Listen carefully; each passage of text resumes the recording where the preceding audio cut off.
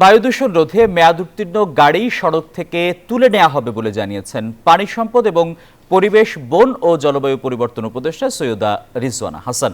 সোমবার সচিবালয়ে বায়ু দূষণ নিয়ন্ত্রণে চীনের বিশেষজ্ঞ প্রতিনিধিদের সাথে মতবিনিময় শেষে এই কথা বলেন উপদেষ্টা।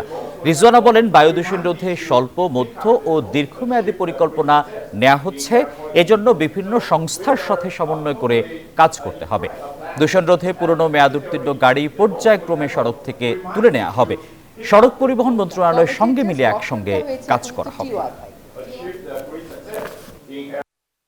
এই সেপ্টেম্বর পর্যন্ত যেটুকু সম্ভব আমরা রোড কভার করে দেওয়া, জিরো সয়েলটা করে দেওয়ার কাজগুলো চালাবো। আবার পরের বছর ওটাকে ঠিক করতে হবে। আমরা অলরেডি 250টা, তাই না, বাস কেনার টাকার অনুমোদন পেয়ে গেছি। আমরা বায়ুমান উন্নয়ন করে ফেলবো এরকম কথা বলতে পারছি না, কিন্তু অন্তত ধূলি দূষণটা কমানোর মাধ্যমে নগরবাসীকে স্বস্তি দেওয়ার চেষ্টাটা আমরা এই বছর করব। বান্ডেল থাকলে প্রতি সেনমানিতে টাকা বাঁচবে। বিকাশ সেনমানি বান্ডেল কিনে জিতুন প্রতি লেনদেনে।